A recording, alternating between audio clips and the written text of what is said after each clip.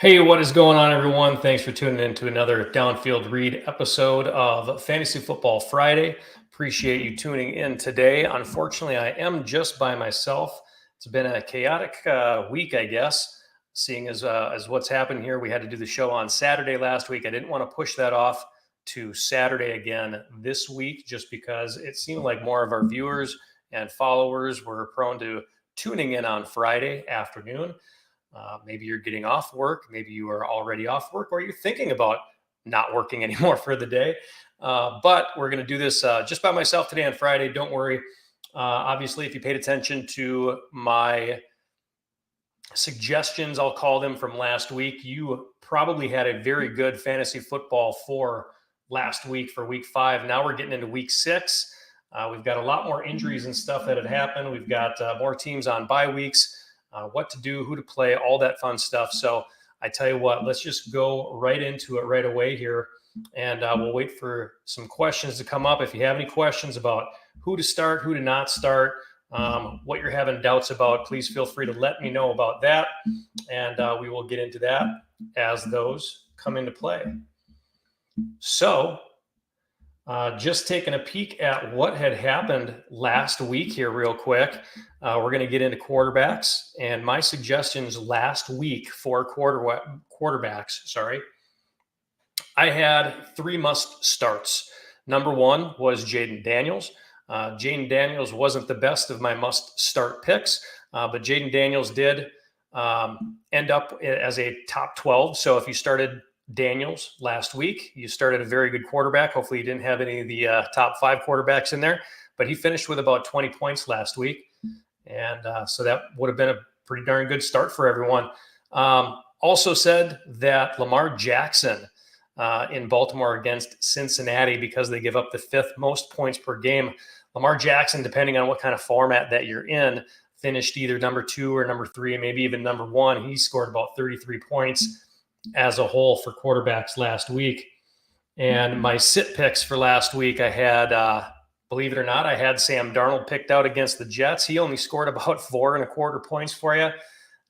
He was having a really good year in the beginning, just didn't like the matchup between him and the New York Jets. And if you followed along with that one, then you did pretty well for yourselves. Pat Mahomes was another one. Got a little flack for that, but he hasn't been playing up to par this year for what everybody is bragging him up to be as the best quarterback, best football player, best whatever you want to call him. He finished with about 12 points last week, which would have put him somewhere just outside, or just inside, I should say, the top 20. He finished probably 18th or 19th in your league. And then we had Gardner Minshew, who was going up against Denver, and he scored about 7.5, maybe 8 points for it. He finished 23rd, 24th. So if you took that advice and you found somebody else, maybe you took advantage of one of the sleeper picks that I had. One of my sleeper picks was Joe Burrow. Joe Burrow was considered a sleeper, not in the top 12 for points overall in fantasy quarterbacks, but he finished top 3 as well. He was somewhere between 31 and 34 points. And then my super sleeper, hope you guys took advantage of it. I did. My quarterback was on a bye in Detroit, so I didn't play him.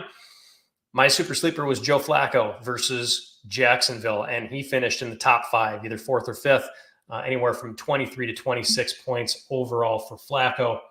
Unfortunately, he will not be playing this week. It sounds like they're going to go back to Anthony Richardson this week. So you can stash Flacco back on your bench somewhere if you've got a little bit deeper league.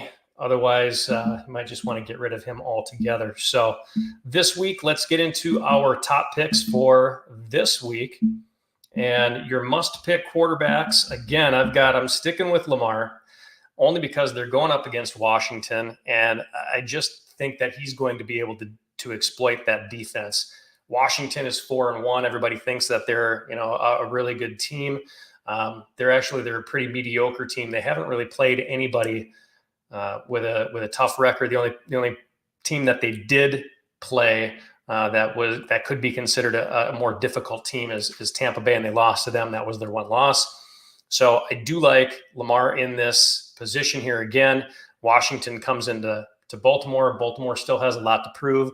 They just got the lead back in the AFC North, but I like Lamar in that situation. And on the other side of the ball, I also like Jaden Daniels again. Baltimore gives up the second most passing yards, and they're giving up the seventh most points per game, and 14th most total yards overall. We all know that Daniels can run the ball. He can throw the ball. So I like Jaden Daniels in that one. Vegas is predicting that that's going to be a relatively high game as well. So might as well stick with both of those quarterbacks. They both got really good weapons at this point in time, and they're both putting up points. My third must-start pick is Dak Prescott versus Detroit. And Detroit gives up the sixth most passing yards and the 11th most total yards overall. So if you haven't played Dak Prescott yet, this might be the week that you want to go ahead and put him in there. So those are my top three so far for quarterbacks. And as my top three for sitting is going to be Justin Herbert at Denver. And that's just because, usually I wouldn't say that, only because the Chargers are coming off of a bye week. Usually at that point in time, you've got obviously some extra time to prepare for the team that you're going up against. Denver did not have a bye week, so they've got the regular time frame to get ready for the Chargers. But Justin Herbert at Denver, the Broncos give up the second fewest points per game, and they also give up the fifth fewest passing yards. I'm just saying, even with that extra time period that Justin Herbert got to relax, they got to reset a little bit on offense. I still don't think it's going to help them all that much. They still have a lot of question marks. Both of their tackles are still questionable. Gus Edwards is questionable to play. They really haven't made themselves a formidable offense in the passing game that much. So Justin Herbert, go ahead and keep him on your bench. Another one, again, on the other side of the ball there, Bo Nix versus the Chargers. The Chargers give up the 19th fewest passing yards and the least amount of points. So watching Denver play, Bo Nix has kind of been up and down, more down than up. So if you're watching the Broncos play, the Chargers do have a little bit better defense than they do as well. It's going to be really a defensive struggle. If they scored for a combined 38 points in this game, boy, I would think that would be kind of the over-under there. I'm not sure what that is at this point, but both of those teams, that's going to be a defensive game, a defensive struggle. And then my third one, if you're thinking about Trevor Lawrence, please don't get him out of your mind. He is still Trevor Lawrence, and he still is not looking very good. And they are going up against a formidable defense with the Chicago Bears, who give up the fifth fewest points and the sixth fewest passing yards. If you are looking for a sleeper pick for this week, maybe you've got one of these guys, or maybe your guy is on the bench, maybe somebody you can even pick up, or somebody that you've got on your bench. I really like as a sleeper, for whatever reason, Justin Fields is screaming out to me. He hasn't played horribly, and I think a lot of people are sleeping on him. They're waiting for that Pittsburgh, offense to struggle, get Russell Wilson in there, Justin Fields, going to start playing like how he did back in Chicago. But I do like this one against Las Vegas. I think that Fields is going to be able to run, throw. I think he's going to be able to do all that kind of stuff. So Justin Fields, look for him to be a top 10 quarterback for this week. I also like Kirk Cousins this week, and I don't think I've ever picked him as a sleeper or somebody to start at all. But Carolina's been putting up a lot of points now that they've had Andy Dalton in there. I think they can do that again. So Kirk Cousins is going to have to carry that team maybe for a little bit more. I saw that Bijan Robinson, he was questionable. They cleared him. He's completely healthy now. He hasn't done much. If you guys have followed Bijan Robinson, the running game is a little bit lacking in Atlanta. That really should be one of their strengths. But it seems like Kirk Cousins is having to come forward a whole lot and save this team. So I like him against Carolina. I don't think their defense is very good, but their offense can put up some points. And then my third one is Daniel Jones. And I don't know how much this guy is actually owned in leagues. You probably don't trust him at all. But Daniel Jones is going up against Cincinnati. Yes, they don't have Malik Neighbors, and he seems to be the go-to guy for Daniel Jones. But I think they fall behind really fast in this game. Devin Singletary was questionable to play as well. I think Daniel Jones is going to have to take more responsibility in this game. I see Cincinnati putting up at least 28 to 32 points in this one. So he's going to have to pass, and I think he gets his points out of that kind of a situation. So let me go ahead, and I'm just going to answer a few questions here real quick. I've got Antonio Lopez. Hey, man, I just made a trade. Let me know what you think. Chubb, Mason, and Waddell for Tyreek. PPR. So a full PPR. Here's what I'll tell you about that one. I do like Chubb, and Mason is going to be. And if you saw what happened last night, so Mason got hurt. Jordan Mason is who I'm assuming that we're talking about here. Jordan Mason. He got hurt last night, and it didn't seem to be a real serious injury. He fell on his shoulder, and at first, my first thought was, because I've got Jordan Mason on one of my teams too, is, oh my God, the guy broke his clavicle or something like that. He came out at halftime, and he looked like he was ready to play, looked like he was good to go, but they still held him out. Now, Mason, you're on borrowed time with anyway. If you've got Mason, I would suggest you go out and get Guerrero to help that situation, to see how long he's either going to be out or if he's going to be back right away next week. He's got some extra days there. But we really don't know what's going to happen with CMC, do we? I mean, I've heard all these different things. He's gone off to Germany. He got, some look at one of his legs, and then it turns out it's in both of his legs, and then it turns out it's all the way up both of his legs. So is he going to be out for a few more weeks? Is it going to be a month? Is it going to be the entire year? Who knows?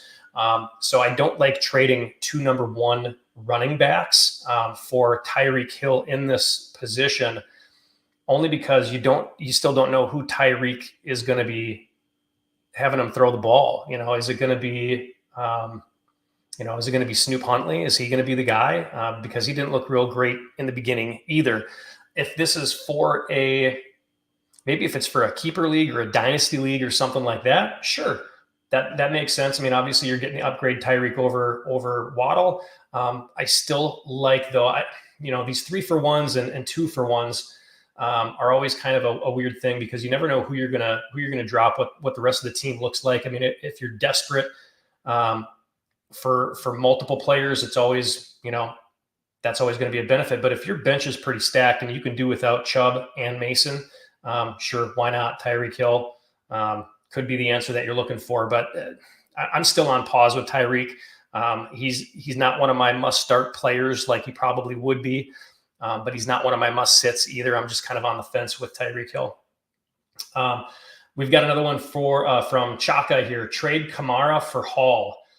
Love Hall rest of the season, PPR redraft. Yeah, and you are absolutely right. Hall has a really good outlook as far as teams that he's going up against for the rest of the year. So I like him in that respect too. And then when you're talking about Kamara now, you've got Derek Carr who's hurt, right? So Spencer Rattler is going to be starting this week, and we don't really know what the deal is with Carr. They've got a lot of good offensive weapons there, but everything seems to go through Kamara. We don't know what Spencer Rattler is going to be like. Is he going to dump it off as much as Derek Carr does? But you are right. I actually like both of their schedules. But you're right about Hall. He's got a great rest of the season. And then the question marks for the New York Jets, right? They just fired Robert Saleh. You've got Aaron Rodgers, who's questionable this week. He's a little bit injured.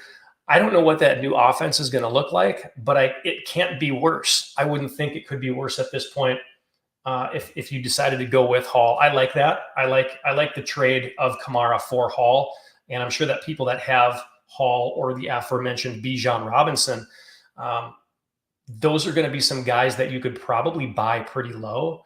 I know for Bijan anyway, I've got him in one of my leagues, and he's outside. He's somewhere around number 20, maybe, as far as, and I'm in a half PPR. So you're talking about a PPR redraft. I like Hall in this position over Kamara. I think, yeah, I like that one. Even though Braylon Allen has taken a few of his carries and a few of the snaps there in New York, and Kamara is more of the full-time, I think their offenses, it just looks better overall. I'm just going to pull it up real quick to verify what I'm telling you, though. If you've got Hall in here, boy, yeah, that second part of the season starting at week 10. I mean, you've got Arizona, Indy, and then the bye week. Seattle, you saw what San Fran did with them. And then if you're making it into the playoffs, you've got Miami, Jacksonville, and the Rams. I don't know if there's another running back who's got it better than that, for real. If your team is good right now, I would definitely go for that trade. And just looking at Kamara's rest of his schedule as well, Alvin Kamara, not as friendly of a schedule. And this is the part where it starts to get a little bit harsh, because after Tampa Bay this week, he's got Denver. They've got a very stout defense.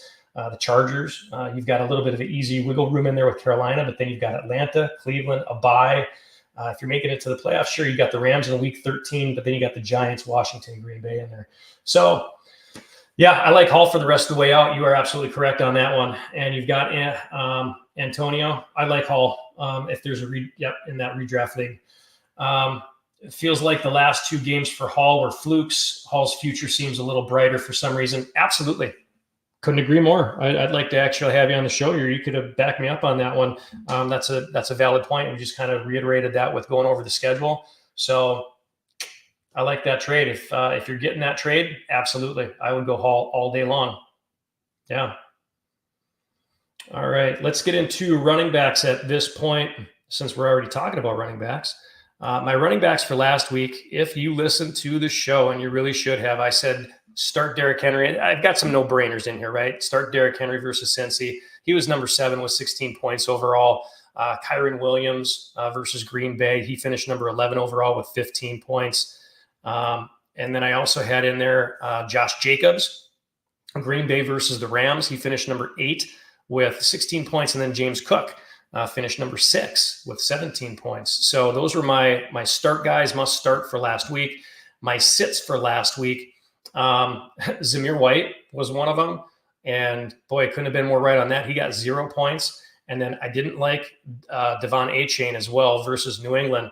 And I understand that he did get hurt during the game, but he did only still finish with 2.25 points. So, if you paid attention to that, if you were listening to me and didn't start him, then you kind of got lucky with that one because he got hurt and was taken out of the game as a whole. So my sleeper running backs for last week, I said James Conner versus San Francisco. Now he finished number 17 with 13 points overall. So decent running back 2 in that kind of a situation. And then I also said Najee Harris was going to have a day. He was still kind of snoozing. Maybe he hit the snooze button a few more times. He only finished with about 8.7 points, and he was number 30 overall. But, that's why we call him a sleeper. If he's not finishing in the top 24, maybe you had different options there. But Najee Harris would have been a good one if you didn't have a better option. Looking at running backs for this week, and I'm going to give you my no-brainers. Running back, no-brainer, Derrick Henry again. Saying Derrick Henry until further notice, really. I mean, he's just running over people, and they seem to be going to him both running and passing, and they've got a dynamic offense. So Derrick Henry versus Washington, kind of talked about that defense a little bit earlier. Saquon Barkley versus Cleveland. Saquon and the Eagles are coming off of a bye, so they should be a little bit more healthy. They're getting at least A.J. Brown. I think they're actually getting Devonta Smith back as well. So they're going to have a lot of weapons out there. They're going to be able to spread that offense. Saquon, no-brainer. Not that you weren't going to put him in anyway, but he's definitely a guy that could get, top 5 for the week.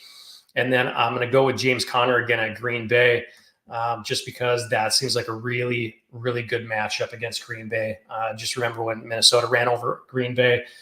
Green Bay is they're a decent team, but I think James Conner in that offense is going to have to put in a little bit more work. He'll get the ball a little bit more. I think that game is going to be a little bit closer than what happened versus Washington the other week. So as far as some guys that might be considered running back 2, if you're a little wishy-washy on them, I would recommend DeAndre Swift in Chicago versus Jacksonville. Jacksonville gives up the 3rd most points given up on average. So definitely DeAndre Swift. For a time there, it looked like it was going to be Roshan Johnson might be taking over that one. And then Swift came out and just destroyed it and kind of flushed that narrative right down the toilet.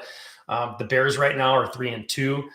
They're on a little bit of a roll. The offense seems to be finding themselves, and Jacksonville is just coming off of a win as well. They beat Indy at the end of the game last week, but I like DeAndre Swift here. He's doing what he should have been doing in Philadelphia last year. And then I tell you what, Chaka, to your point, Breece Hall. And Breece Hall might be a no-brainer type of a running back, but he is actually, as far as points go, 16th-ish overall. I think he falls out of that top 15 running backs, but he's about 16th-ish overall, depending on what kind of a league you're in, half point, full point. I would start him over Buffalo. Buffalo is the 7th worst team against the rush. again, kind of going on those questions of what is the New York Jets going to look like offensively now that Robert Saleh is not there. Rodgers came out. He didn't seem to know much about it. See if it was going to be a good thing or a bad thing with Nathaniel Hackett now. But I do like Breece Hall. I like him probably for the rest of the year, actually. Josh Jacobs versus Arizona.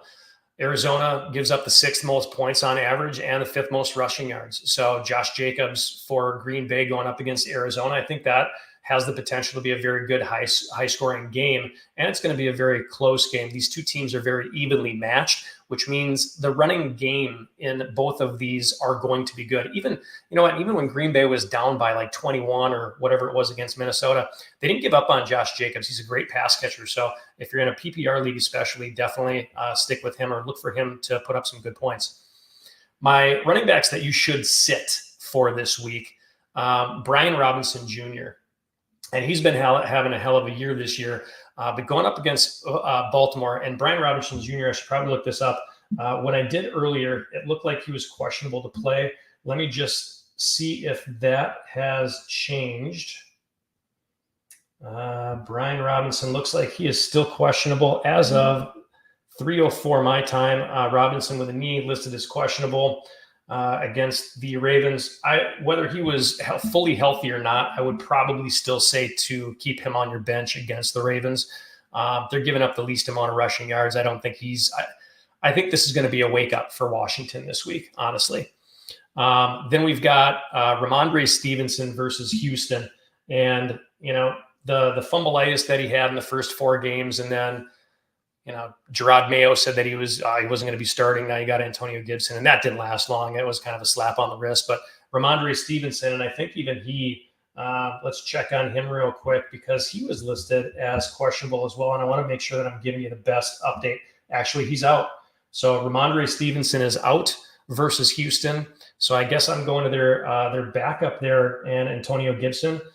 He's going to operate as the lead back for New England, and I would say don't start him either. So I'll just swap out Ramondre Stevenson for Antonio Gibson for Ramondre Stevenson and just say don't start any running backs against Houston this week. I just don't see it ending well. And then another one who was questionable. See, this is what I was talking about at the beginning of the show. So many freaking injuries. And now coming down to it, I was going to say Zach Moss, but it looks like he is completely healthy now. Moss had a full practice today, doesn't have any designation for Friday game against the Giants. I don't think that matters too much. This for me is kind of a close call between him and Chase Brown. And I know Chase Brown was questionable as well. So let's just get an update on Chase Brown real quick. And it looks like Chase Brown is questionable. So he still got his as of 1:30 today. Brown is questionable listed for the Giants game going forward. So I might have to change my sit. These things happen fast. You got to stay up here on the fly. Zach Moss at the Giants. He might be your go-to guy now versus the Giants. The Giants do not have their top target, as I mentioned before, with Malik Neighbors. So this could turn into a running game that Zach Moss gets the boatload of carries for. And it certainly seemed like Chase Brown was going to be the guy. So tell you what, I'm going to scratch him as a must sit because this is now leaning toward a mostly Zach Moss backfield for the Cincinnati Bengals. So, definitely play him. I would anyway. I would almost make him a must start at this point, just with what has transpired here within the last hour or so. My sleeper backs for this week, I like Tony Pollard versus Indianapolis, who gives up the 2nd most rushing yards in the NFL and the 8th most points. So Tony Pollard, I think he's going to have a great game. I'm going to throw Najee Harris in there as a sleeper again. He kind of half woke up. I mentioned it before. He hit the snooze button 1 or 2 more times than usual. But Najee Harris against Las Vegas, until Las Vegas can figure out what they're doing. Who knows what they're doing with their running game there between Zamir White and Alexander Madison. Obviously, Devontae Adams isn't playing. I think Jacoby Myers was still partially injured. So their quarterback situation is bad. So if Pittsburgh can get out to a lead, which might be difficult because now they've got wide receiver issues as well. But I like Najee Harris here as a sleeper option. If you're thinking about keeping him on your bench, I would probably put him in. And then you've got Devin Singletary, who, again, I'm going to have to look up because I believe Singletary was another one of those guys who was questionable all week. Devin Singletary, and he still appears to be questionable. So keep your eye on that one. That was today as of 1:30 as well. He's got a groin injury and he's questionable. For the Giants at this point, if you've got Tyrone Tracy, you might want to think of, well, just keep your eye on this one. I was going to say that Devin Singletary versus Cincinnati, if he suits up, would be a great play. But let's take a look at what the New York Giants have.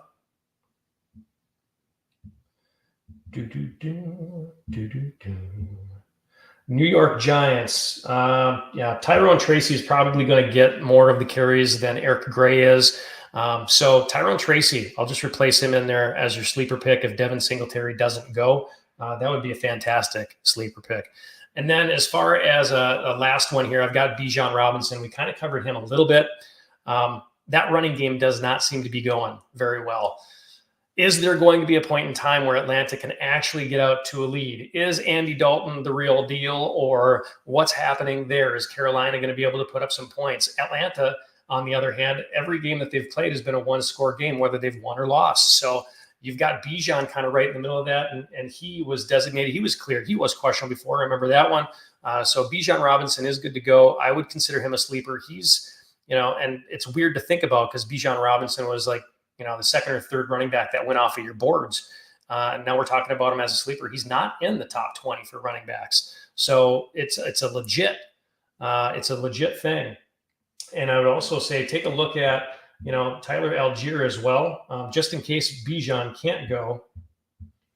And I just want to verify that for everyone that Bijan is a go, and he does not have a designation, nor does Tyler Algier. So I would say definitely go with Bijan this week. If you can't get it done this week, I don't know what week he's going to be able to. Going back to a little bit more questions here. J. Phil, hey man, with Neighbors out, I have to start one: Wicks, Slayton, Shaheed, or Ridley. That seems like a perfect segue to get into our wide receivers here, and I will answer that question within the wide receivers. I can tell you right now, I wouldn't go with Slayton. Everything is probably going to go to Wan'Dale again, Robinson. And then Shaheed, you don't really know what to expect with Shaheed, only because you've got Spencer Rattler back there. And I have a feeling that Chris Olave is going to be the beneficiary. He's a rookie quarterback, Rattler is, so I think he's going to be heaving it up down the field. He's just going to go to whatever guy that he sees open. No harm, no foul for him. So I'm not sure if I would go with – I'm leaning toward Ridley at this point. I think that also Christian Watson in Green Bay still has a designation of doubtful. Let's double check on that. He's been upgraded to questionable. So you've got Reed, you've got Dobbs, you've got maybe Watson, then you've got Dontavius Wicks. So I would cross off Wicks as well on that one. I'm going to go firmly with Ridley. That being said, now let's get into our wide receivers because I believe he was one of my picks for the week as well. Wide receivers, again, if you tuned in last week, here's what you heard me say. You heard me say start Nico Collins versus Buffalo. It's going to be a high-scoring game. Buffalo gave up a bunch of points the week before. Nico finished at about number 16 overall. He did get hurt in that game, but he gave you 14 and a half or 15 points in that game before he actually went out. I also said Jamar Chase versus Baltimore, another high-scoring game. Number one for wide receivers overall last week, 36.3 points on the week. Another one was Brian Thomas Jr., Jacksonville versus Indy. He finished 9th overall with 20.7 points. I had DJ Moore as a must start versus Carolina. He was 4th with 25 points. And then I had Wan'Dale Robinson, speak of the devil. At number 19, he finished with 13 points overall. Not just that, but how about the sit candidates that I had from last week? Jordan Addison, I said, don't play Jordan Addison. And what did he give you if you started him? He gave you 5 points, not what you were looking for out of him. I also said, do not play Jacoby Myers. And Jacoby Myers finished with 10.2 points, which put him at 35th overall for wide receivers. So unless you're in a league that is starting 3 wide receivers and a flex, or 2 wide receivers and a flex, maybe even that flex, you had a better option somewhere. That was a good sit. As far as sleeper picks, I said Garrett Wilson, this was going to be the week last week that he was going to show up. And he did. He finished number 6 overall with 22.5 points. I also said Michael Pittman if Flacco starts. And Flacco did start. And Michael Pittman finished with 12.2 points, which was 22nd overall. So that would have given you a very low or a relatively low wide receiver 2 option, or maybe even a flex candidate at that point.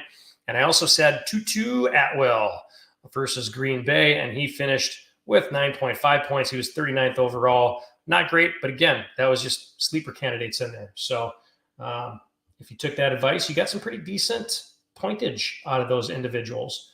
What I am saying this week, your must-start individuals for wide receivers, your no-brainers, and I mean, these are the guys that are probably already in the top 15 already as far as points for wide receivers.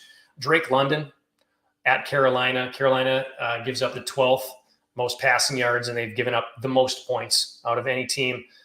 Plus, Mooney is, or at least was, questionable.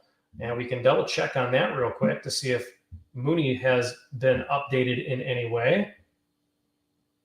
And it looks like Mooney is no longer questionable. So coming at you with that, Darnell Mooney practiced full today, and he will play against the Panthers. I'm still saying start Drake London, even with Mooney in there. I think this is going to be a great week for Drake. I love the Drake at this point, this game. CeeDee Lamb is going to be another one, no-brainer. I think he finishes in the top 10 for wide receivers versus Detroit, who gives up the 6th most passing yards. I see this one is probably going to be a very high-scoring game as well. So CeeDee Lamb, and then I'm going to double down on DJ Moore again versus Jacksonville, who is 1st in passing yards allowed and 3rd in points allowed. So DJ Moore is going to be the beneficiary of that.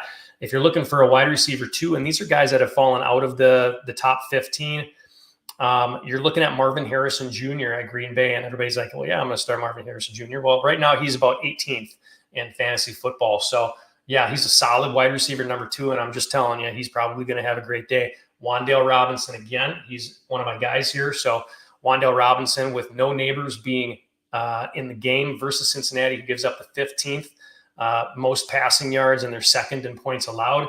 I don't know how you can not go with him, especially because their running backs might be a little bit questionable at this point.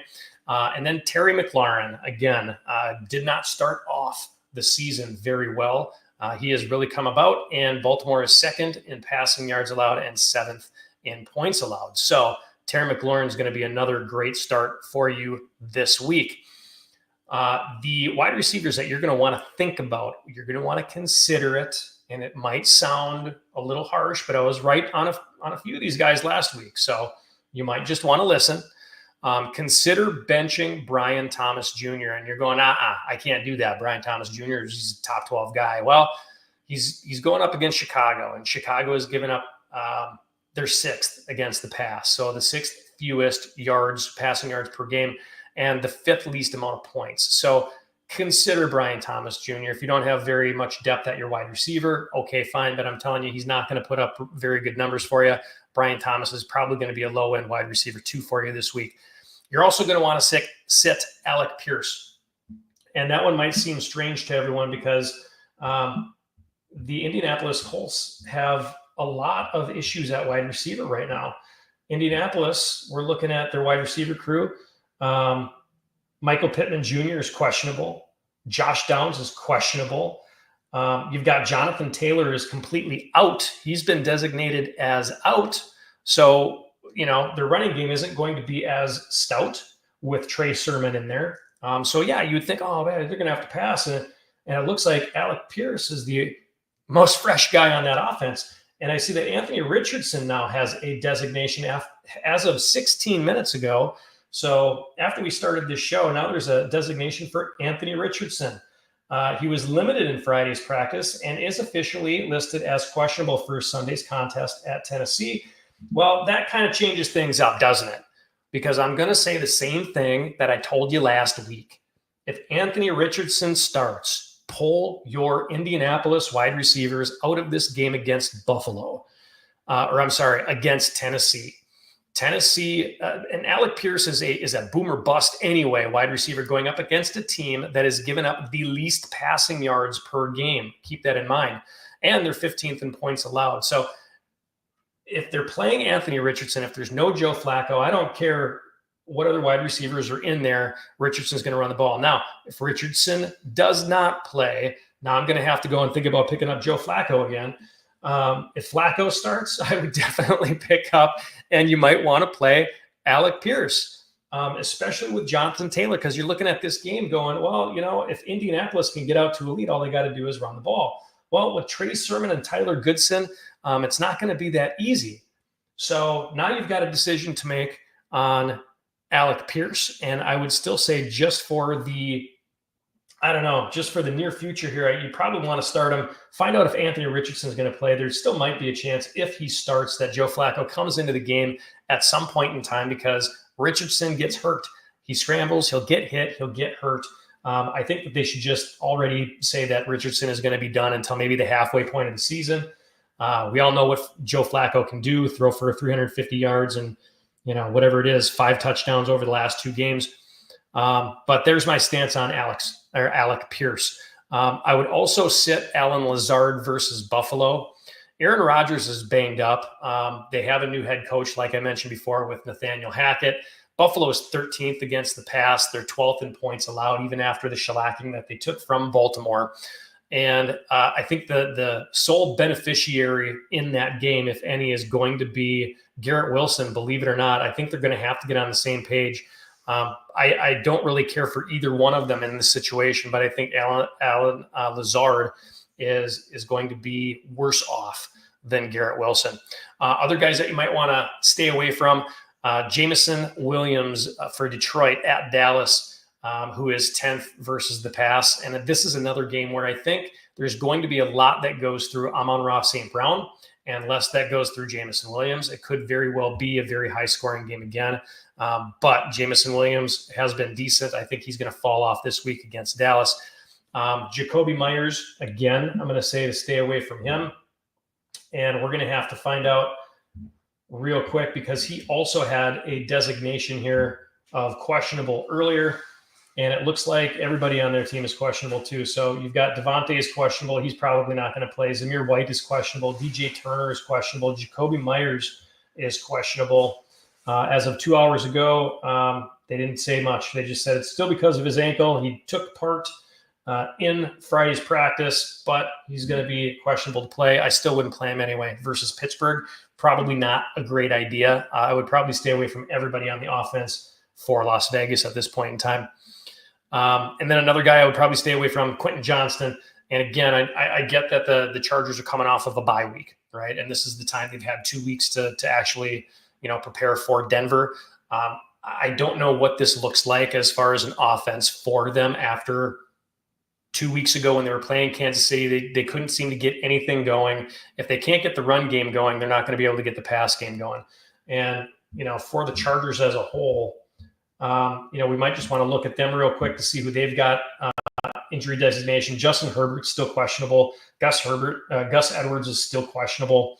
It looks like all their wide receivers are fine, but who's throwing the ball and who's running the ball, that's a big piece of the game too. You can't become one-dimensional because they are not a very solid one-dimensional passing team at this point. So I would stay away from Quentin Johnston as well. Your sleepers at wide receiver, and this is going to be kind of fun. Well, the first sleeper is Zay Flowers, and I know he hasn't done much for you. This guy, I think he's going to have a big game. He's 33rd overall for fantasy football wide receivers. But I think against that Washington defense, they're going to do some stuff. They're going to get Zay Flowers the ball this week instead of going to their tight end 3 and all that fun stuff. So keep your eye on Zay Flowers. I think he is a sleeper for this week, as is Chris Olave. I kind of hinted on him before. Chris Olave is 36th overall for fantasy football wide receivers. So yes, he doesn't qualify as an automatic start anymore. I don't think that you can do that when you fall out of the top 24 for wide receivers. And he's almost, unless you've got 3 wide receivers that you need to start every week, he's barely a wide receiver 3. I think he's a sleeper, but again, he's got Rattler throwing him the ball. He might just throw it up and take chances, like I said before, and try to get as much as he can from Chris Olave. So a little bit more pressure on Olave, but I think they're going to be throwing the ball. very heavily. And I think Tampa Bay is going to shut down that running game with Kamara. Third sleeper, Amari Cooper. And some people thought that Amari Cooper was going to go off last week, and what better time to do it?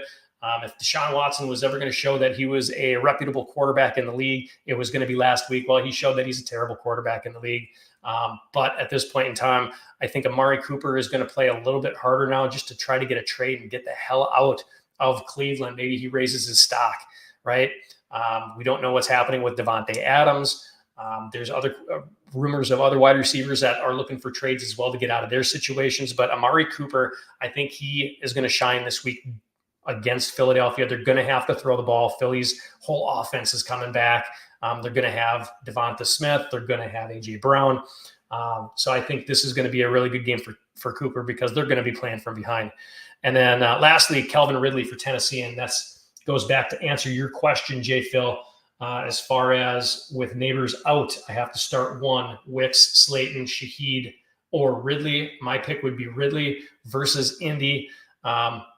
Tennessee is also coming off the bye week. And honestly, Calvin Ridley needs a big game. He needs to show up. So if you're one of the coaches on the Titans team, if you didn't berate him for about the last 2 weeks about not taking more control, maybe working with, your quarterback a little bit more. I don't know, what the deal is with Will Levis, but Calvin Ridley, I think, is going to be a sleeper this week, and I think he really turns it up for Tennessee against Indianapolis. So those are my wide receiver selections for this week. Let's get into the tight ends from last week. And again, if you listen to me, I was pretty precise on this one. My very first tight end to start, and he's been the most consistent even before this last week, was Brock Bowers at Denver. And in that kind of a situation against Denver, who's got a very good defense, it seemed like a kind of a mid matchup, like he might be okay. He might finish somewhere around the top 10. I thought Denver was going to take away any kind of deep passing away from the Raiders, and they did. And I also predicted that Brock Bowers would get his first touchdown last week, and he did. So Bowers finishes number 2 overall with 4 tight ends with 19.7 points. And again, nailed that first tight end for Brock Bowers. So if you listen, you had a good day with him. Tucker Kraft in Green Bay was another one of my must starts. And guess what? He was the only guy that did better than Brock Bowers last week. I didn't think that Green Bay was going to have to go deep necessarily against the Rams at that point in time. And so a lot of mid-range type of passes, which are right in Kraft's wheelhouse. He finished number 1 with 22.8. And Kraft is actually one of those guys where you could have left him on your bench. Absolutely could have. He was one of my must starts for the week. And if you did, you probably had a very good week, or at least I should have gotten some kind of a thumbs up from you, or a like, or a follow, or a subscribe, or something like that. Because, come on, guys, I nailed the top 2 tight ends here. My sit tight ends for last week were Hunter Henry versus Miami. And again, let's ring that dinner bell. Ding, ding, ding. He only had 4.2 points last week. He didn't do you much good. I also said to bench Mark Andrews versus Cincinnati. He finished number 19th overall for tight ends with 7.5 points. And that offense is inexplicable at this point because they're going to likely, they went to Mark Andrews, and that might have been his best week of the year, but still. Even Charlie Kohler, their tight end number 3 in Baltimore, he caught a touchdown pass. So stay away from Mark Andrews. Got that taken care of. And then my third sit of the week was Dalton Schultz for Houston versus Buffalo. And it just seems like Schultz has become an afterthought in that offense with all 3 of Collins and Diggs and Dell in there. And he finished 25th for tight ends with 5.5 points. My sleepers for tight ends last week, I had Colby Parkinson versus Green Bay, merely because, they don't have a lot of other options there. They've got Whittingham and Tutu Atwell. He finished number 13 overall for tight ends with 8.7 points. So that's what you're going to get out of a sleeper. Absolutely. Not in the top 12, not your starting caliber tight end 1, but right there at number 13 if you needed someone to pick up real quick. And then I also said Tyler Conklin. And Tyler Conklin was number 15 overall with 8.5 points. So he was only 0.2 points behind Colby Parkinson. And he would have done you some good too if you picked him up just on a whim or based off of what I had told you. This week for tight ends, listen up again. Tight end, must start. I've got Trey McBride versus Green Bay. He could do what Colby Parkinson did last week, but more, because Trey McBride is obviously a better tight end than Parkinson is. But I think he's over the injury hump at this point in time. He's going to be playing. Green Bay is 10th worst against the pass. So I do like Trey McBride this week. I think he's going to step it up. And again, I mentioned it before. I think this game is going to be close enough to where they're really going to have to use everyone in this game. So I like James Conner in this game as well. And I like Josh Jacobs in this game as well. But definitely like Trey McBride, and it should be no surprise. I like Tucker Kraft again this week if he plays. Tucker Kraft was listed as questionable not too long ago. So let's see if that designation has changed for him. And it looks like he is going to be playing. So no questionable status for Tucker Kraft this week. I do like him again. So that game, again, I don't think you're going to be able to go wrong. I think it's going to be a high-scoring game. They're all going to spread the ball around. And then I also like Kyle Pitts against Carolina. Hey, Ray Gamer, I will be with you in just a second. I'm going to answer that question. I'm just going to finish up on the tight ends real quick. My sits for this week for tight ends, Isaiah Likely, I kind of mentioned it before. Baltimore, we don't really know what tight end they're going to go through. They used all three of them that they had on the team last week. And tight end number 3, Charlie Kohler, ended up getting the touchdown. Isaiah Likely, he's been a boomer bust the last few weeks. Last week was a boom. So he had a good week. I don't think anyone really knows what Baltimore is doing there. They're going to have to score some points against Washington, obviously. I just don't think Isaiah Likely is going to be the guy that does it. Like I mentioned before, I like Derrick Henry. I like Zay Flowers. I'm not on board with Isaiah Likely this week, though. Another tight end that I would sit is Pat Freiermuth, who's also questionable at the last time when I was going through this. So let's go ahead and let's look up what it looks like for Pittsburgh real quick. Pat Freiermuth is not listed as questionable anymore. So Jaylen Warren is not a big shocker there. But with the issues that they've had with George Pickens, who knows what's going on with him? His mentality is all over the place. Are they going to try to trade him? Who knows? But I don't like Pat Freiermuth in this situation. He's only really had one good week, and that was against Indy. I think Pittsburgh will be able to get enough points running the ball this week against Las Vegas that they're not going to get into panic mode or have to throw the ball around. So I don't like their wide receivers in Pittsburgh this week. I think Justin Fields has a good day running the ball, and he might even run one in. But I'm not a fan of Pat Freiermuth here. And then my other sit, or my third sit for the week, is Mike Gesicki at the New York Giants. If he can't get it done, and here's my theory, if he can't get it done against Carolina and Baltimore, he won't have much luck against the Giants this week. So Mike Gesicki, and I think he was even listed as questionable as well. So let's go ahead and check that out real quick. Cincinnati Bengals. And Gesicki has cleared. But it looks like, he might have lost status to Eric All Jr. as well. So you might as well keep Mike Gesicki on your bench. Sleepers this week, I do like Zach Ertz, tight end for Washington, going up against Baltimore. Baltimore's defense has not proven to be able to really stop the pass all that much. And I think just enough with Jaden Daniels, even though they've had an easy schedule, one of the easiest schedules this year, which is why they're 4-1 as far as I'm concerned. Zach Ertz, I think he is a beneficiary here. I also said that I did like Terry McLaurin earlier as well. So I like Zach Ertz as well as here as well. And then I'm going to go with both of the Daltons. Dalton Kincaid versus the Jets, especially if James Cook is limited or if he doesn't play.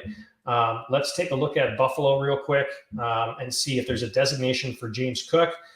James Cook is listed as questionable, and he's not the only one. You've got Khalil Shakir as questionable. You've got Curtis Samuel as questionable. You've got Mac Hollins as questionable. So what does that do? It opens up the door, whether these guys are going to play or not. It opens up the door for Dalton Kincaid. With all of these guys being semi-hurt, possibly hurt. If they're going to play, maybe they're going to be out. I like Dalton Kincaid this week. And then I like Dalton Schultz against New England. It's not a great matchup, but without a Nico Collins, we still don't have a solid picture of what their running game looks like. And maybe we could take a look at that real quick here to see if Houston has what designations actually for their running backs here. Joe Mixon is still listed as questionable. Dameon Pierce is not listed as questionable anymore, but he hasn't played in the last few weeks. You've got Robert Woods is out, and Nico Collins is, of course, on IR. I like Dalton Schultz here against New England. I don't think they're going to have to pass too much. They're not going to have to worry about going downfield and trying to play catch up against New England. New England is starting Drake May for the first time. So I think this becomes a really easy game for Houston to win. And they don't have to get fancy. They don't have to get cocky. They don't have to go downfield a whole lot. And I think Dalton Schultz becomes the beneficiary in that kind of a situation. So Ray Gamer, play 2 in a standard 6 points per touchdown. Deontay Johnson versus the Falcons, Pittman versus the Titans, Wan'Dale Robinson versus the Bengals, and Jalen Tolbert versus the Lions. Well, if you were to go back and listen to my wide receiver rant earlier, I did like Wan'Dale Robinson versus the Bengals. He would be the first guy that I would pick there, just with Malik Neighbors being out. And I'm not sure if we actually took a peek at the New York Giants depth chart here. I thought we did. Devin Singletary is still questionable, so they're going to have Tyrone Tracy in there. They might have to do some passing, which isn't necessarily a bad thing against Cincinnati. I like Wan'Dale Robinson. Anytime that Malik Neighbors is out, he's a very formidable wide receiver. He is going to get you points. Daniel Jones does like throwing to him. He's got quite a few looks already this year, so that would be my first play. My second one would be to watch what happens in Indianapolis this week or for the next couple of days. If Flacco starts instead of Anthony Richardson, I would say go with Michael Pittman if Michael Pittman actually plays, because Michael Pittman is questionable as well. As of about 40 minutes ago, he was Pittman with a back issues listed as questionable for Sunday's game against the Titans after returning to a full practice Friday. So I would guess that he would be willing. I guess that he would be playing. And obviously, if he's not, you're not going to consider him in one of those 4 people. But I would also look at if Joe Flacco is going to be the quarterback or if Anthony Richardson is.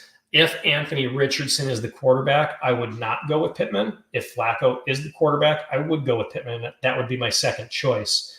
And then out of the other ones, Deontay Johnson and Jalen Tolbert.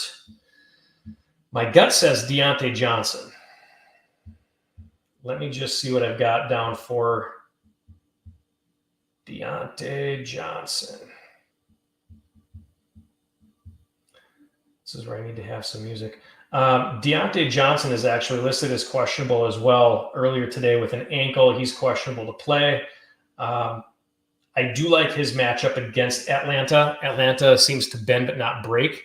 I do like that matchup, though. Jalen Tolbert versus the Lions. That's going to be a high-scoring game. The only issue that I have rolling around in my head with that one is that it looks like Dallas has found their running game now with Rico Dowdle. And obviously you've got CeeDee Lamb, and I said that I like Lamb this week. I think he's going to be the beneficiary. Jalen Tolbert might not be bad. Who's got the better quarterback? I guess I'd have to go with Jalen Tolbert, number 3, and Deontay Johnson, number 4, just because Deontay is, semi-questionable at this point. So that would be my rankings on that one. Wan'Dale Robinson, Michael Pittman, if Flacco plays. If Flacco does not play, then I would go Jalen Tolbert and then Deontay Johnson. I'm 1-4. What D? Good deal if you want. Oh, sorry, I got a little smudge on my screen there. What's a good deal if I want to sell CMC? I don't know. Give me some. I kind of need a little bit more than that. What deal? I think if you, I would look at if you're trying to trade a running back for a running back, I would look to buy low on some of these guys. And we kind of mentioned it before. I like Breece Hall. I like his schedule for the rest of the year. If you can somehow get somebody to trade you Breece Hall for CMC, I would do that. I might even do if people are starting to get tired with Bijan Robinson, like I am, getting a little bit tired of him. The problem is that if people have done the research on Christian McCaffrey, you don't really know when he's going to return. So if it's something where they've got some depth as far as other running backs on their bench where they can afford it, Otherwise, if you can find the guy who might have Jordan Mason on his team, he would probably be the biggest guy. He's going to give you something for CMC because Jordan Mason is on rented time at this point, right? We don't know when CMC is going to come back. But if you like somebody that is on that guy's team, I would say definitely try to buy low on that one and trade CMC for him. Ray Gamer, I'm a new sub and also like, awesome. Thank you, Ray. Man, that's awesome to hear. Thank you, Ray. Appreciate that. I love that. You're going to give me a little plug here. Yeah, on the bottom here, subscribe, follow, and share right now. This is a brand new channel, everyone. So as of right now, I can only live stream to Facebook and my YouTube channel. I canceled my my premium membership on X. Just didn't seem to be going anywhere. Nobody was really paying attention on there. But if you want to go to Facebook as well, go to Downfield Read. I think I need like 3 more people. Right now, I'm streaming it to my personal account, and then I end up forwarding it over later. If you go to Downfield Read on Facebook, if you can subscribe there, I only need like 3 more people, and then I can actually go ahead and I can stream live to Facebook as well. So, but I am everywhere, as you can see on the bottom here. X, Facebook, YouTube, Instagram, Spotify. So sometimes I'll post in one place, sometimes I'll post in another. Please do feel free to like me everywhere. Thank you, Ray. Appreciate that, man. Back to YouTube user CMC and Ayuk for Derrick Henry. Oh, I love that trade. I'm not gonna lie. Ayuk has been. I almost gave up on Ayuk, and he did okay last night. Almost gave up on him. If somebody is willing to take, and I'm not the guy that would actually do this trade with you, pairing up a running back and a wide receiver, I usually don't like to do unless you know that the offense is going to be amazing. And there's not too many of those guys out there. I mean, obviously, I get the CMC and the Ayuk because you're going to want to go with an offense that's going to be putting up a whole lot of points. Or in the beginning of the year, if you had Chris Olave or Rashid Shaheed and Kamara or something like that, yeah, you can pair those guys up. If you can make that deal, though, I would definitely do that. If whoever has Derrick Henry is willing to trade him to you for CMC and Ayuk, I would do that. Derrick Henry is going to continue to be a monster. I don't care if he's splitting time with Justice Hill, if Keaton Mitchell comes back, whatever it is, they're going primarily through Derrick Henry. And you also have Jordan Mason. Holy crap. So, yeah. I would maybe try that CMC and Ayuk for Derrick Henry. Otherwise, if you were comfortable in even doing like Jordan Mason and CMC just to kind of sweeten the deal for whoever has Derrick Henry and just say, hey, man, I'm going to give you his backup too. And that way you've got a for sure starter. It's no hair off your back because I hate running backs that split time. You know, he might get into a situation where they're going to ease in CMC and he gets, 10 carries and Jordan Mason gets 15, whereas, Derrick Henry is going to be a beast no matter what. Lethal Jake, PPR, I'm 4-1. Great job, man. Wanted to sell Goddard since I get AJ back now. Okay. Thoughts on this trade? Sent bench guys. Is that Brian Robinson Jr.? Okay, so Brian Robinson Jr. plus Zach Moss with Goddard for A-Chain plus Pitts, Kyle Pitts plus Corum. Have Cook Monty 2. PPR. Thoughts on this trade? Well, Brian Robinson Jr., I will say this. I think he's overshot, right? So he's definitely done way better than what anybody thought he was going to do. Zach Moss, on the other hand, and we just kind of covered this. Zach Moss is healthy, and now Chase Brown isn't. It looked like it was going to be Chase Brown's backfield, and Zach Moss was going to be on his way out. But now that looks like Moss is going to be a good player or a solid player, at least for this week. With Goddard for A-Chain. A-Chain, I love him, man. I've got him in one of my leagues too. And the problem with him is that if they don't get a decent quarterback in there, I don't know if Tua's coming back or even if that's a good idea. If they don't get a quarterback in there, defenses are going to tee off on A-Chain. And that's my only problem with him. Kyle Pitts, hey, I'll take Goddard for Pitts if you're going one-on-one. I don't see anything wrong with that trade. And Blake Corum, I think he's a non-factor at this point. Yeah. So, I mean, looks good. I guess either way, I kind of liked your team the way that it was, to be honest with you. But I don't think it's that bad of a trade. It's really just going to depend on, because A-Chan is such a great weapon there. He's definitely an upgrade. I mean, before the season even started, you're looking at Achane way before you're looking at Brian Robinson Jr. or Zach Moss. But they got to get the quarterback play. I don't know what's going on with the coaching. He doesn't seem to be able to figure out defenses. I'm not sure. Miami players are scary to me right now just because ever since Tua is gone, that team has not looked the same. And I had them finishing top 10 overall in my power rankings, and now they're probably in my bottom 5, Miami is, which is not a place where you want to be. Need one flex in PPR. Amari Cooper, Austin Eckler, if Robinson is out, or Bucky Irvin. Rachaad White is doubtful. I like Bucky Irvin. I've been trying my best to try to trade for Bucky Irvin because I think he should be the running back in Tampa Bay. I think we all know that Rachaad White, last year, if you're looking at him, he's averaging 3.1 yards per carry. If you're not close to 4, you're just not getting it done. Bucky Irvin should be the running back of the future. So you need one flex in PPR. I like Bucky. I do. I think Amari Cooper, I think I have him as one of my sleepers for this week. He could go off, but, you got a Deshaun Watson problem in Cleveland. Austin Eckler, if Robinson is out. I don't like any running backs against Baltimore this week. They've been shutting down the run. I don't think that's a good idea. They're going to be focused on that run, especially with how Jaden Daniels is doing. They're going to try to shut that down. A lot of blitz packages. So I like Bucky Irvin in that one. Go with Bucky. What should I work on? I have Rachaad White, Breece Hall. What should I work on?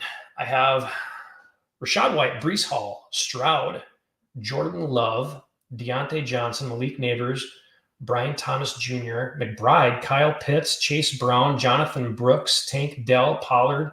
What should you work on, Jay Smells? You should just be working on winning, I guess. I mean, that's a pretty damn good team all the way around.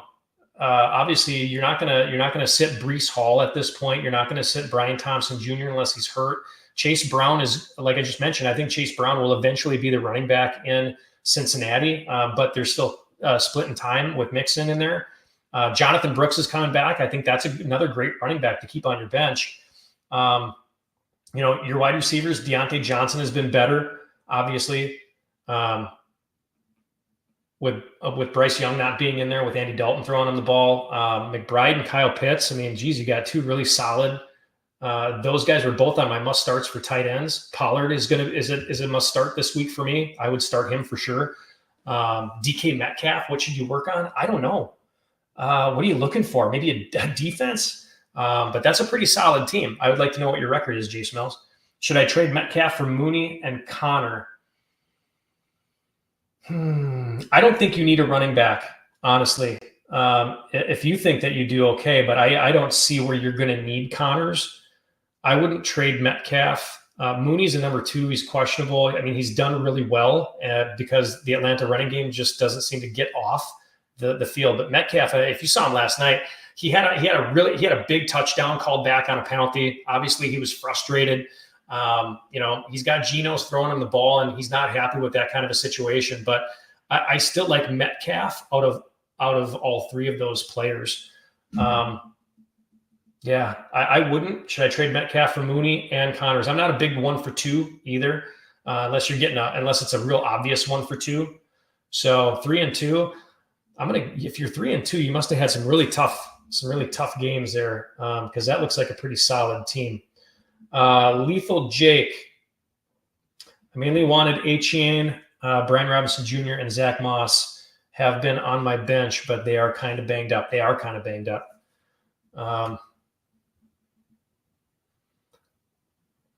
Yep, I hear where you're going with that trade, though. Yeah, either way. Gibran Torres. I have a good problem right now that I don't know who to start on flex because of other injured players. I have Trey Sermon, Bucky Irving, and James Conner. I have Garrett Wilson in the flex right now. I think Garrett Wilson's going to have a good game this week. I kind of mentioned that before. I think he's going to be the beneficiary, and Alan Lazard is not. Obviously, Garrett Wilson is a wide receiver 1. He has underperformed this year.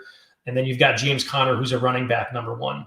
So I'm always going to recommend you go with the number 1 guys. And I get it that, Trey Sermon might start this week. Bucky Irving might start this week. And I just covered how I felt about him. Bucky Irving should be the starter there.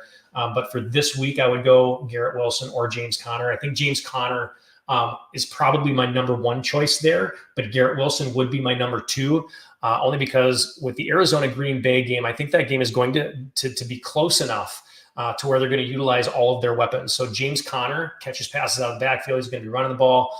Even when they're behind, they still utilize James Conner. And I don't think that Green Bay has the weapons right now to really get out ahead of a lead. I think Jordan Love is still kind of making his way back, and he doesn't look 100% yet. I like James Conner and Garrett Wilson. I don't think you're going to go wrong with either one of those two. But Trey Sermon and Bucky Irvin are good guys to have on your bench. Geno pisses me off too.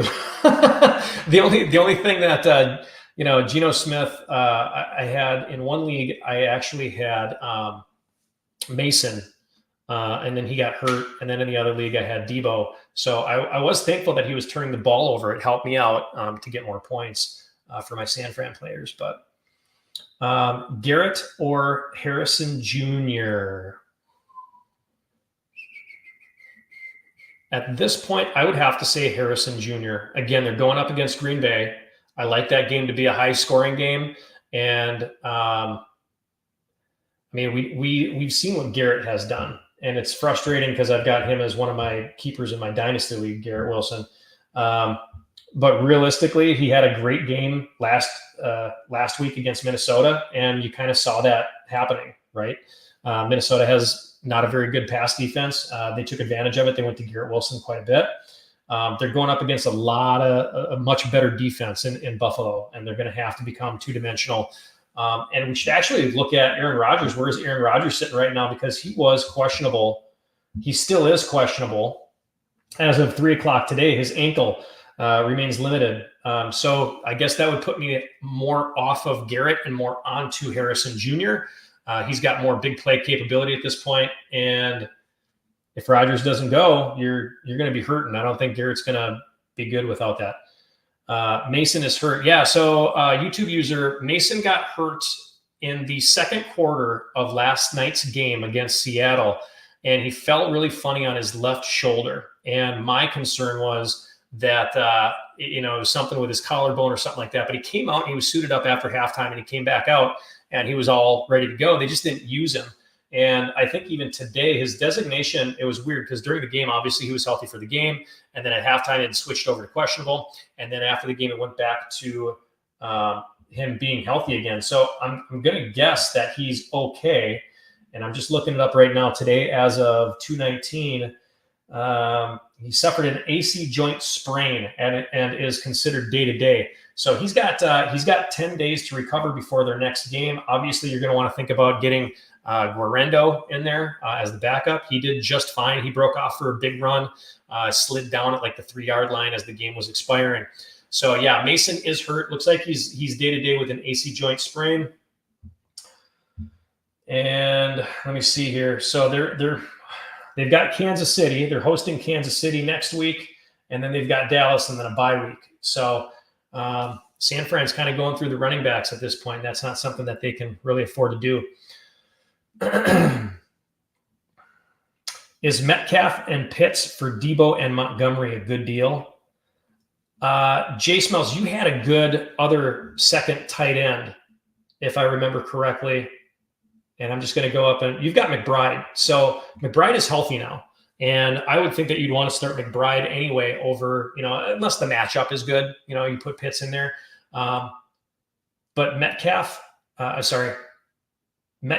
Pitts for Debo and Montgomery.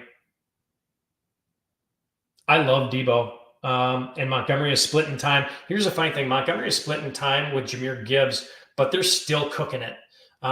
Detroit really has a great plan. If you've watched their games, they bring out Montgomery for maybe the first quarter and a half, and then they put in Jahmyr Gibbs, and then they'll put in Montgomery at the last part, like in the fourth quarter again. It's like to keep them fresh or something like that. But they've gotten very equal points actually throughout the season, and neither one of them is bad. You would think that if they're splitting points that it wouldn't be a good deal, but it hasn't been too bad. It's worked out in Detroit's favor.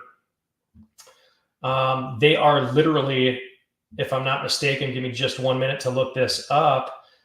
As far as one of my leagues, they are back-to-back as far as their points. Yeah, Gibbs has 65.6 and Montgomery has 65. So for all intents and purposes, Montgomery is still a top RB1 type of guy. I would call that a good deal only because you've got Montgomery that you could plug and play in just about any kind of a situation. Debo I like better than Metcalf, and you're only going to start one tight end at a time, and that's going to be McBride. And the way the tight ends have been going this year, you might be able to find somebody on the fly. So I like that trade, yeah, for sure. YouTube user, do you know if Mason doesn't play, would it be a running back by committee or Guariendo would be the third down back? Well, last night they split up time between the two backs. It looked like Guariendo was the more along the running back, the runner back with running plays. And then they had Patrick Taylor Jr., and he was catching more passes than he was running it. So it might be a running back by committee, but I think Isaac Guarendo would be your main guy there. That's how I would look at it. That's what it looked like anyway, just going off of last night. All right, so let's go back to some picks here. Don't worry, I'm going to answer some more questions for you as well. Last category that we've got is defenses. So last week I said to start Green Bay's defense versus the Rams, and Green Bay finished number 6 overall for defenses, depending on what kind of system you're in. They scored anywhere between 12 and 14 points. I also said Denver versus Las Vegas because the run game was bad. Devontae's still out. Obviously, they have problems in Las Vegas. Looks like it's up against the ropes. Denver finished number 3.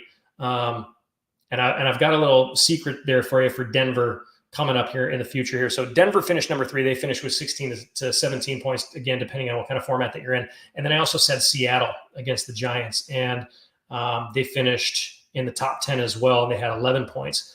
I said to sit Cleveland versus Washington, which was correct because they finished with 6 points, and that would have put them somewhere between 17, 18.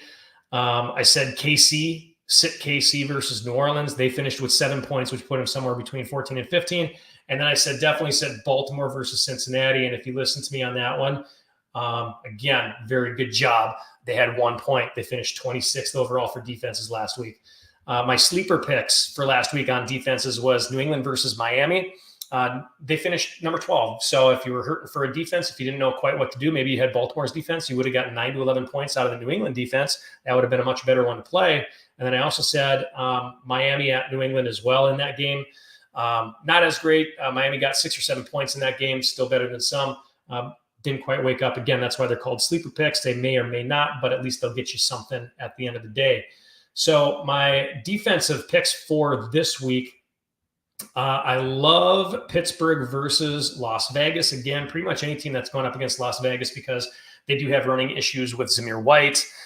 They do have wide receiver issues with Devontae Adams. They do have quarterback issues there as well. So I love Pittsburgh at this point. I think Watt is on pace for a defensive player of the year.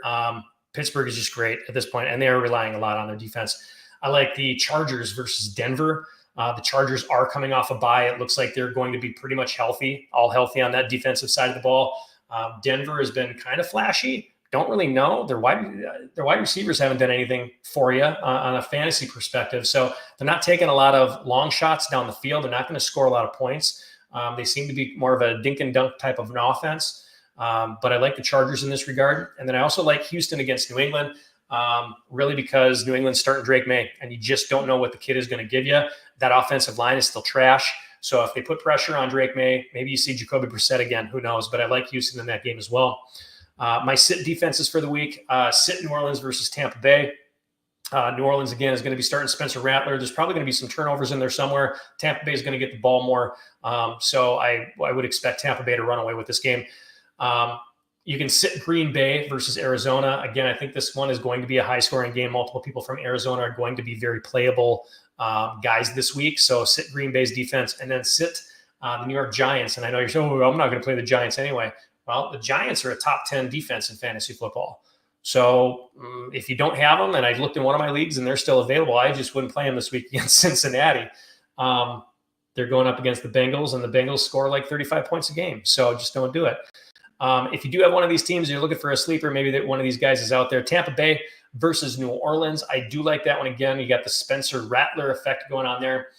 Indianapolis versus Tennessee. Yes, Tennessee is coming off of a bye, but I do like Indy. And I'm going to preface this with, because we talked in depth about what's happening with Indianapolis right now and the injuries. Is Jonathan Taylor going to play? Is he not going to play? And now you got Anthony Richardson, who's back on being questionable again. Here's what I will say. If they're starting Anthony Richardson, maybe look somewhere else for offensive weapons at this point. If they're starting Joe Flacco, go ahead and play him. But either way, Indy against Tennessee. Tennessee seems like they should be running away with this one. But Indianapolis does have a very good defense, so they could get in there and get you a turnover. And then the New York Jets versus Buffalo. And the only reason why I say that, Cook is questionable. We kind of covered this before. James Cook is questionable. Shakir is questionable. Hollins is questionable. Samuels is questionable. So all of those weapons are questionable. I'd look for the New York Jets defense to actually do something in this game as well. So just saw Rachaad White was doubtful. Is Bucky Irving a must start if White doesn't play? Like I said, I like Bucky Irving. Is he a must start? Let me look at one thing real quick. I got to pull up.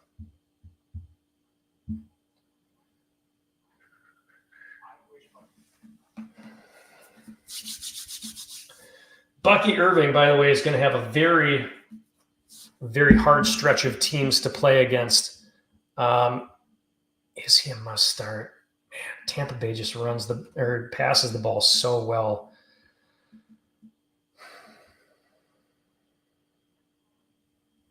Atlanta's defense is not that great. They like to keep games close, so you might have that in your favor as well. Every game that they've played this year has been within one score. And, they give up a lot of rushing yards, though. I would say, yeah, if you've got, depending on who else you've got on your team there, I would say Bucky Irving is pretty close. You'd be starting him over McLaurin in your flex spot. Okay. Man, that's tough because I already said that McLaurin was a must start this week or at least a sleeper. But I do like running back ones over wide receivers because you just never know what that quarterback is going to do, man. If I had to make a decision right now, I would say go ahead and start Bucky Irving. Passing is going to be more difficult for Tampa Bay because Atlanta, they've got Bates back there. Yeah, I would go Bucky Irving. I think he's too dynamic. I think if they would just give this kid a chance, he might do something a lot better. So if he plays for sure, if Rachaad White goes down to out status, I would go Bucky Irving. If it's still questionable, you might want to just go with the safe bet with McLaurin. Yeah, and that could be it too. You're absolutely right. The Bucs may run more since Carr is out. You've got Spencer Rattler in there. You don't know what he's going to do exactly. It could get away from him if they put a lot of pressure on him. He's not able to bring this team back. You are absolutely correct. Bucky Irving might get the ball a little bit more in that regard. So I do like that. And like I said, though, I think it all kind of comes down to whether Rachaad White is going to play or not. As of today, it looks like what they're saying is, and this was just, maybe 20 minutes ago, Irvin is in line to lead the Buccaneers backfield Sunday at New Orleans with Rachaad White listed as doubtful. So, yeah, I like that play. Definitely like that play. I have, I tell you what, I've got no more predictions here. If you haven't seen the show, go ahead and go back to it. Go ahead and take a listen and see what you should be doing. I hate to say it, but I do know what I'm talking about. Last week was a very good week. So check that out. If you haven't already, I'll stick on here for another minute or two and we'll see if we can get some more questions. Otherwise, enjoyed being here again today. Sorry we didn't have Shawn with you. Shawn from Yard Barker. He is I think he's still with Apex Sports as well. He's usually one of my guys on here. He had a plumbing issue. So we had to go single-handedly today, and he's usually got his little bits in there as well, what he likes to throw in. But definitely, if you haven't already, follow, subscribe, share on X, Facebook, YouTube, Instagram, Spotify, LinkedIn. The more places that I get more followers and more likes and more subscriptions, it means that I can start, broadcasting on more platforms. I want you to have a minimum number of followers, so definitely do that. And then I'll be able to get everywhere and, get some ads in there. We can start having contests and all that kind of stuff in there as well. So, Reed or Garrett? My problem with Garrett at this point is that Aaron Rodgers is questionable for the game. And I just want to look at that one more time to see if he still is questionable. And you don't know what you're going to get from the offense with the Jets either at this point, because, if they're going to have the same kind of play calling, obviously that hasn't worked for them in the last couple of weeks, which is one of the reasons why Robert Saleh got fired. They have an offense that really should be putting up a lot of points, and they're just underachieving again, which is why they got rid of Robert Saleh.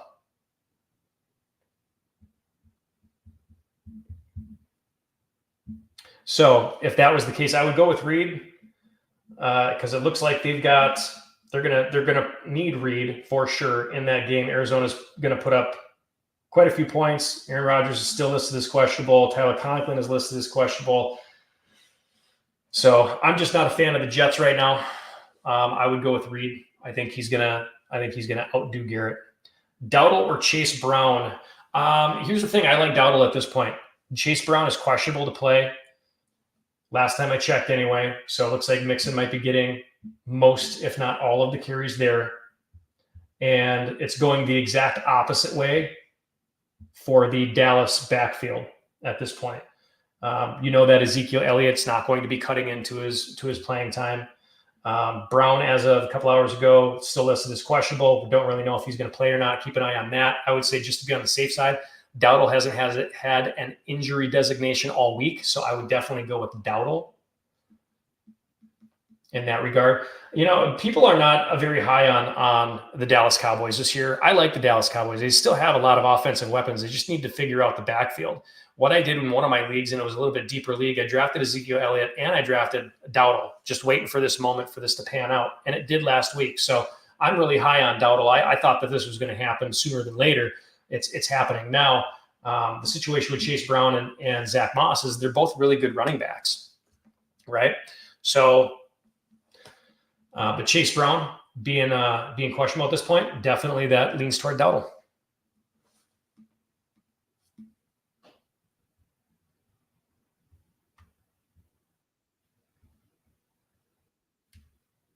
What else we got out here, peeps? Anything?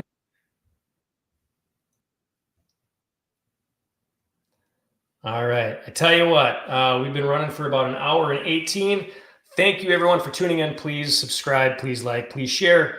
We'll have more stuff for you. I apologize for not getting a lot of stuff out earlier this week, only because we were in Florida and we got stuck in that crazy hurricane weather.